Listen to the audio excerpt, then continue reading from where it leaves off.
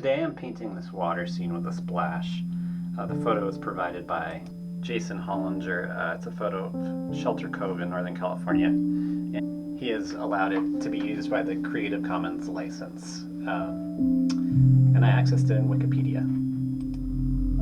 Now here I am just sketching in the outlines. I'm using burnt sienna watercolor actually on a fine linen canvas.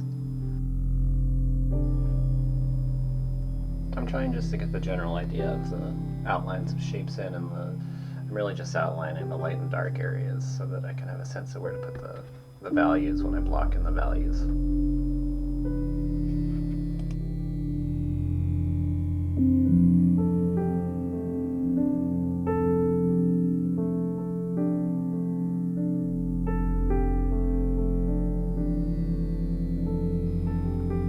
Okay, so now I'm starting to block in the hills in the background of the picture, and I'm using a pretty neutral color here, just trying to get the value right but not tending towards warm or cool. I'm using a pretty bright green, saturated green for the rock here, with the plan in mind that I'll tone it down or desaturate it later on, and you'll see me do that. Here I'm blocking in the shadow areas, and I'm using a mix of burnt umber and ultramarine. You can see that the color here leans towards the warm burnt umber side, so it's got more brown in the mix than blue. Now overall in this painting I've only used about 5 colors. Let's see, I've used ultramarine, titanium white, burnt umber, cadmium yellow medium, and alizarin crimson. So those are my only 5 colors. I'm trying to use a limited palette.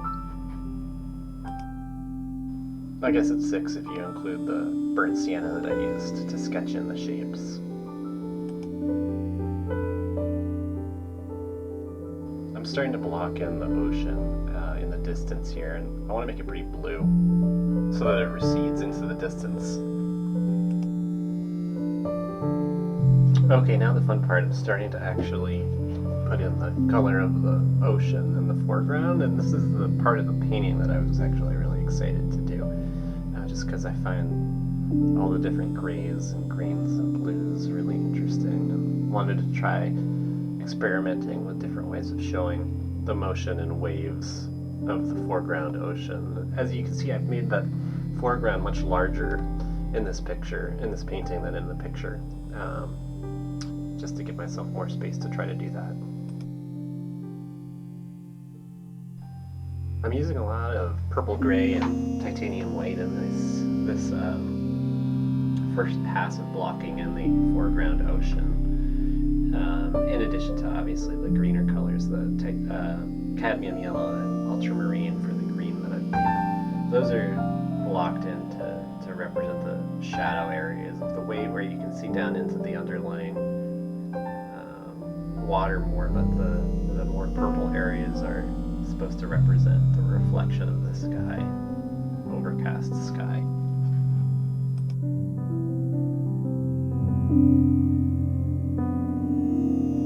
I'm starting to block in the splash of the wave in the midground, behind the rock in the foreground, and I'm trying to make it yellow to make it stand out.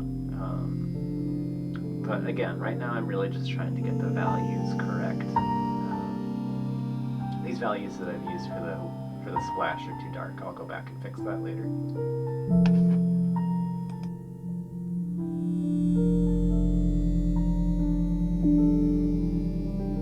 You can see here I switched to I think it's a number 5 flat brush here. It's a lot smaller than the previous 1-inch flat brush that I was using. I probably shouldn't have switched to this soon.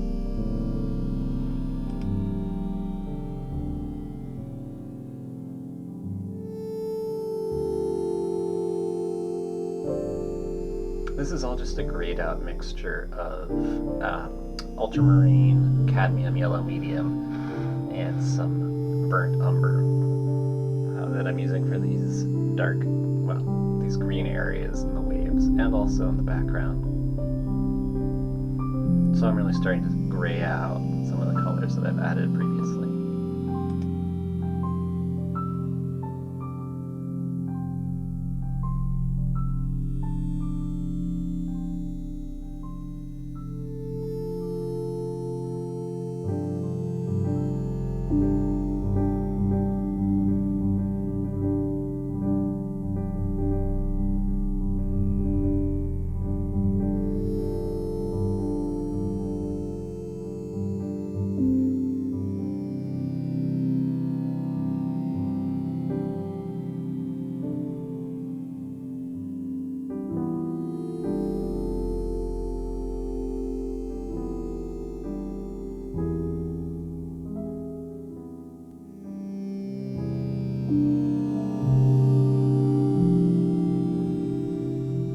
I want this background to be less saturated so it recedes more into the distance.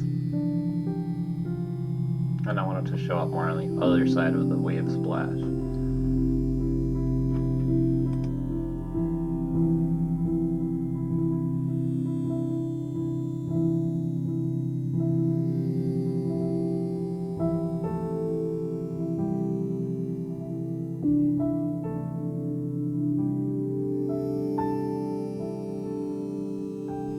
Trying to indicate there some loose sense of movement of the water curving on top of the rocks. And my goal really is to leave these brush strokes pretty unrefined to give a sense of motion in the splash of the wave.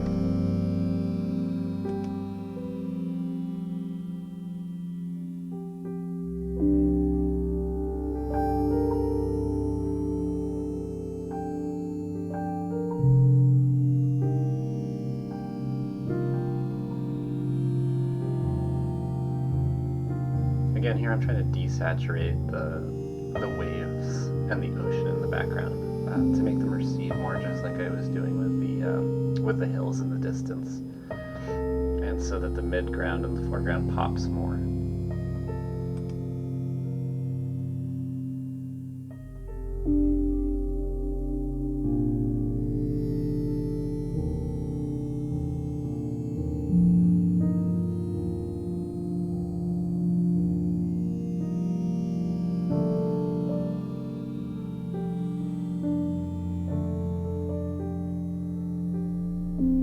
Foreground ocean looks too lifeless. I'm going to try to here give it more sense of motion and liveliness, and also I'm trying to vary the color, the hue of the foreground ocean with complementary yellows and greens and purples and reds. I don't know if it works. You can let me know what you think.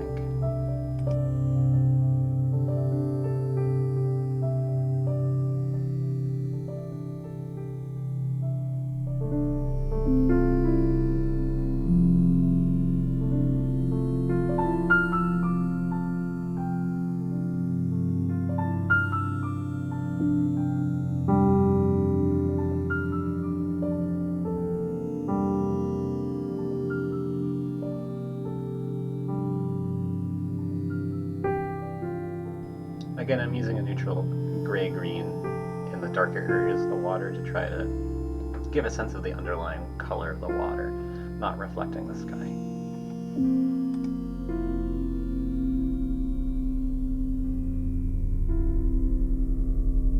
I'm adding some of that same color to the more saturated areas of the rocks to try to harmonize the painting more and bring unity to the different color aspects of the different parts of the painting. Because the rocks are standing out more than I want them to. They're popping too much.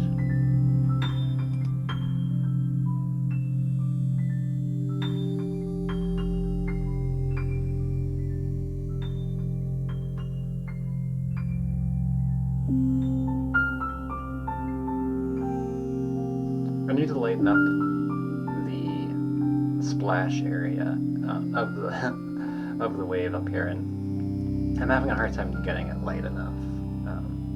One of the things I'm going to do here is to try to darken the sky in order to provide a background against which that splash can pop out more. So you'll see me doing that here.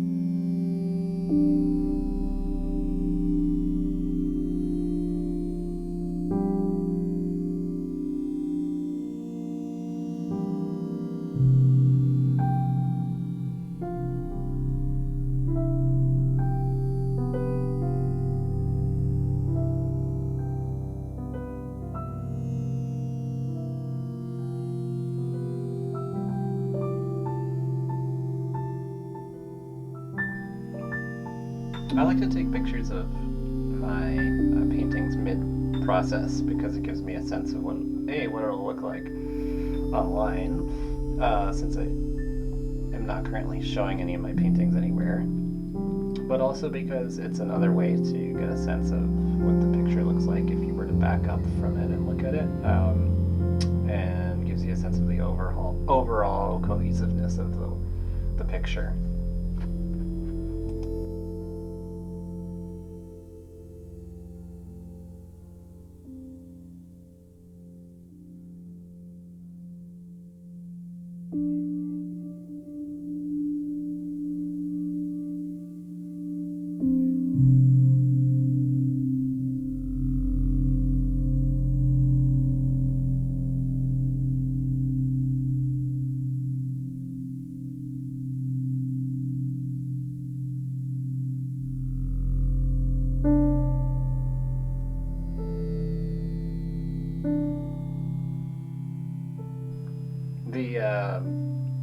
The paint is dried on the upper part of the splash waves here, so now I'm going back and trying to add some more highlights and some more sense of movement with my brush strokes. It's really just pure titanium white here with a little bit of yellow tint.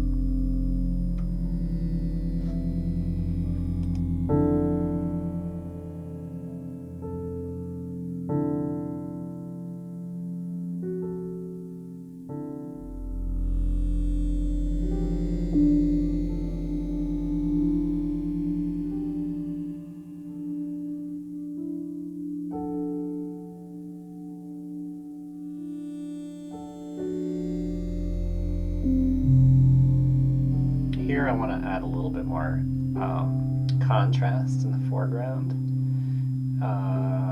in order to make it seem closer. And I'm adding a few spots in the background too of the same color just to bring unity to the piece. I really like that blue-gray spot on the rock. And this is the finished piece. I like how it came out. I think that I could have done a little bit more with the waves and the water in the foreground. But overall, I'm pleased with it. I like the variation in color and the sense of movement. I think that the composition could use a little bit of help. I think it's a little hard to know where to look in the painting. And the eye is drawn towards both the splash and the movement in the foreground as well as the rocks. But I'm okay with it. I like how it turned out. Again, thanks for watching, and I'm going to try to post one of these every week. Let me know what you think of the narrated version of these videos instead of the written annotations. Thanks.